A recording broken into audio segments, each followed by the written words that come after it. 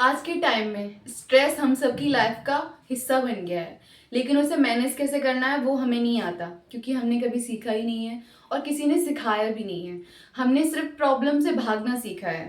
Hi my loving viewers, आज की इस वीडियो में हम स्ट्रेस को समझकर उसे मैनेज करना सीखेंगे। सबसे पहली और इम्पोर्टेंट बात ये समझना जरूरी है कि स्ट्रेस कोई बीमारी नहीं है, ये माइंड और बॉडी का नेचुरल रिस्पॉन्स है जो प्रेशर और डेंजर में एक्टिवेट होता है। दूसरी बात ये समझना जरूरी है कि स्ट्रेस हमारी हेल्थ को, हमारे माइंड को कब इफेक्ट करता है, जब ये हमारी लाइफ में परमानेंटली शिफ्ट हो जाता है। हमें लगता है कि स्ट्रेस हमारे पास एक ही फॉर्म में हमेशा एक ही जैसा आता है, बट ऐसा नहीं है। हम सब ने ये रिलेट किया है और आप भी रिलेट करेंगे इस बात को कि कभी हम एग्जाम देने जा रहे होते हैं, कभी स्पीच देने जा रहे होते हैं या इंटरव्यू देने जा रहे होते हैं, तो हम कितने नर्वस, कितने हड़बड़ाए हुए, कितने बेचैन और कितने नर्वस होते हैं कि हमारे पसीने छूट रहे होते हैं। और जैसे ही वो कंप्लीट हो जाता है हम बैक टू नॉर्मल हो जाते हैं।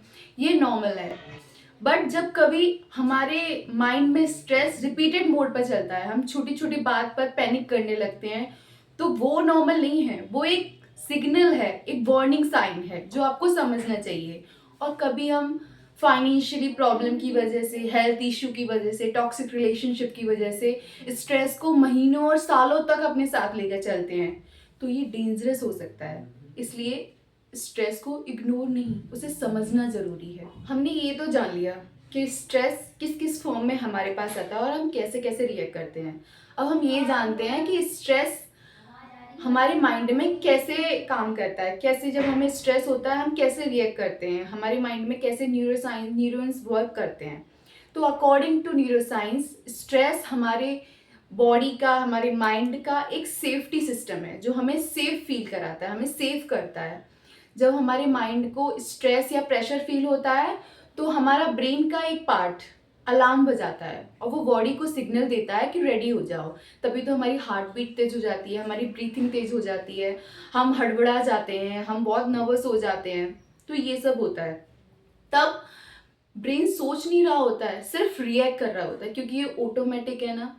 अब जब हम ब्रेन थोड़ा शांत हो जाते हैं तब हमारा माइंड काम होता है और हमारा थिंकिंग पार्ट उस सिचुएशन को हैंडल करता है। अब ये तो जान लिया हमने कि हमारे माइंड में कैसे न्यूरॉन्स काम करते हैं, कैसे वर्क करता है। अब ये जानते हैं मोस्ट इम्पोर्टेंट चीज़ कि स्ट्रेस को मैनेज कैसे करें। तो एक ही वर्ड याद रखिए, मेमो। यहाँ एम का मतलब है meditation.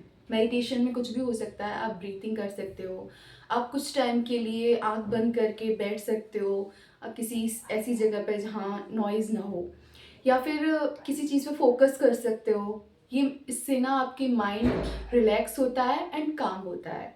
Next is I, interesting work. जो भी आपका इंटरेस्ट वर्क है, जैसे मेरा इंटरेस्ट वर्क है डांस, आपका इंटरेस्ट वर्क हो सकता है बैडमिंटन खेलना, बच्चों के साथ खेलना, या डांस करना, म्यूज़िक सुनना, कुछ भी हो सकता है।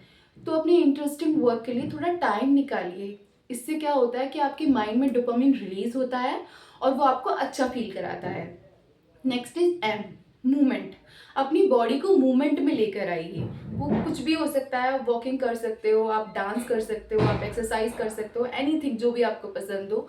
अपनी बॉडी को बस मूवमेंट में लाना है ताकि आपकी बॉडी से स्ट्रेस निकले। And last is O, one task at a time. एक बार में एक ही काम कीजिए। जब मल्टीटास्किंग करते हैं ना तो प्री फ्रंटल कॉर्टेक्स हमारा कंफ्यूज हो जाता है और स्ट्रेस बढ़ जाता है। और जब हम एक काम एक ही टाइम पर करते हैं तो क्या होता है कि हमारा प्री फ्रंटल कॉर्टेक्स आसानी से डिसीजन ले पाता है और हमें इतना स्ट्रेस भी नहीं होता। थैंक यू सो मच इस वीडियो को अपनी प्रीशियस अटेंशन देने के लिए। अगर इस वीडियो से आपकी लाइफ में कोई भी पॉजिटिव चेंज आए तो मेरे साथ कमेंट बॉक्स में ज़रूर शेयर कीजिएगा।